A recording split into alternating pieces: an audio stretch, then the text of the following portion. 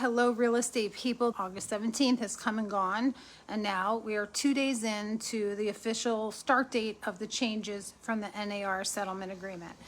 I have been getting a lot of questions from agents on and off social media asking me about the changes in the NAR settlement agreement. In the MLS, you know the compensation field has gone. Oh, full disclosure, I'm Pennsylvania and I use Bright MLS. So when I talk about MLS, I'm talking about our MLS, Bright MLS. Every MLS might be a little different. And I'm talking about Pennsylvania, how it applies in Pennsylvania. So that's my disclosure in the beginning. In MLS, the compensation field is gone. It disappeared August 14th. We had to figure out a way to get the compensation to buyer's agents. We had to find a way to communicate that to them. So there have been tons of really cute memes on social media about, putting a picture of a throw pillow with a 3 on it, or cutting into the grass 2.5, all kinds of things. Hopefully people are just playing with them because they're cute and funny. But here's the deal. Do not try at all in any way, shape, or form to find a loophole or go around the settlement agreement, because people are looking for reasons to be able to file another lawsuit. And I'm telling you, if it starts with, but what if I, or can I, or what if the answer is no. You have to abide by it. And here's the thing, is that it's a little scary and nerve-wracking for us, and a lot of us, myself included, don't really like change. But I've been through other changes. This ain't my first rodeo. This is probably the biggest one in my career, but I've been doing this since 1996, since the 1900s, and I've seen a lot of changes in the industry. And here's the one thing that's constant. We are always okay. Things might change, they might shift a little bit, but we're always going to be okay. And so the number one thing is be informed and be in compliance, because there is no way around. So the answer to, can I do it? No one's going to know. What if I try it this way? When you think there's no way to get caught, I promise you there's a way to get caught. So don't do it is the first number one thing. Now, how are we legally going to get the commission across? If our seller is offering a commission to a buyer's agent, which at this point is still totally legal, it's totally fine. Some brokers may not want you to do it, so you have to follow company policy, but we are currently allowed. That may change, and that's a whole story for another day. But for right now, we are still allowed to couple commissions, which means the seller pays the listing agent and the buyer's agent, and that's totally okay. But remember, it's not allowed to be in the MLS. So how can we let people know? Well, one thing we can do easily is put it on our own company website. That is absolutely 100% fine. And in my office, we use Lofty CRM, and Lofty hosts my website, and Lofty has added a field so that every time we have a listing, it's already automatically pulling it from the MLS, and then we go into Lofty and add the buyer broker commission if there is one. Totally okay. What we are not allowed to do is we're not allowed to pull feeds from other brokerages and put the commission in there. We can still pull feeds from other brokerages, IDX, but we can't put the commission in there. So in MLS, people can click through to your website because it's in your signature. Your information, it has your name, you can add your photo. You should go in and optimize that anyway. And it can have a link to your website, or it can have a link to something where it's going to have property information, including the commission for the buyer broker.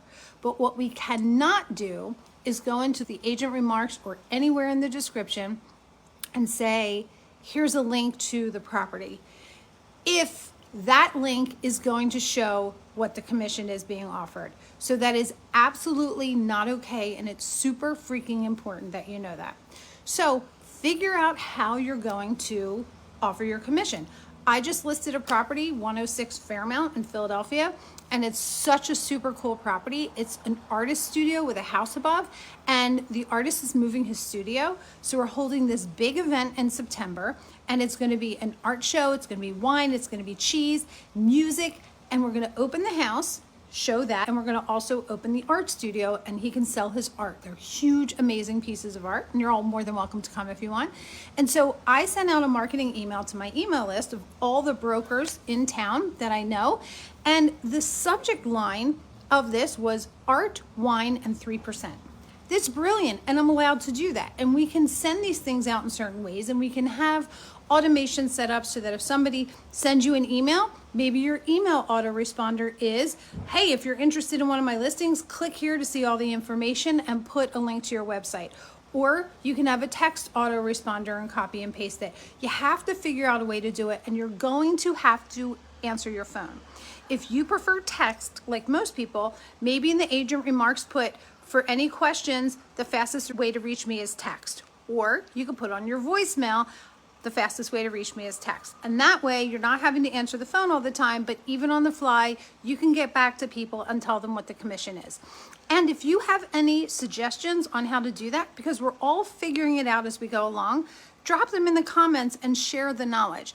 Commercial brokers have been operating like this forever. Now, they don't usually show nearly as many properties as we do, so they're having to do it on a much smaller scale, but they do it. We can figure it out. We can do it. So that's number one. And again, if you have any questions or suggestions, pop them into the comments. The other big thing is negotiating the buyer agent commission. Now, this is a detailed conversation that I'm actually, if there's enough interest, I'll do like a webinar with a screen share, and that way I can show you the actual math. Don't freak out, it's not scary math, but I'll show you the math. But here's the bottom line about the buyer broker commission. All that should really matter at the end of the day is what the seller is netting. So prior to this whole big change, it was totally common for buyers to sometimes put offers in asking for a seller assist. And that seller assist would be to cover allowable closing costs so long as the lender approved it. Right? It's usually 3% or 6% is the maximum that the lender allows. When we made an offer with a seller assist, what did we do? Well, for the buyer, when we were doing the buyer's closing cost estimate, which you have to do every single time you write up an offer, we would list the purchase price plus all of the closing costs and then any credits, such as a mortgage, such as the seller assist. And that would show at the bottom what the buyer's net was that they had to bring to settlement, or the net that they have to put into the transaction. Now, think of the seller paying the buyer's agent commission as another sort of seller assist. We're not calling it a seller assist, but it's the same kind of thing. The big difference is that when there's a seller assist for closing costs, they are going directly from the seller to the buyer. And that's how it's going to show up on the settlement sheet on the Alta, from the seller to the buyer. And it's going to cover what the lender allows it to cover, such as title insurance and mortgage fees and sometimes homeowners insurance, those kinds of things.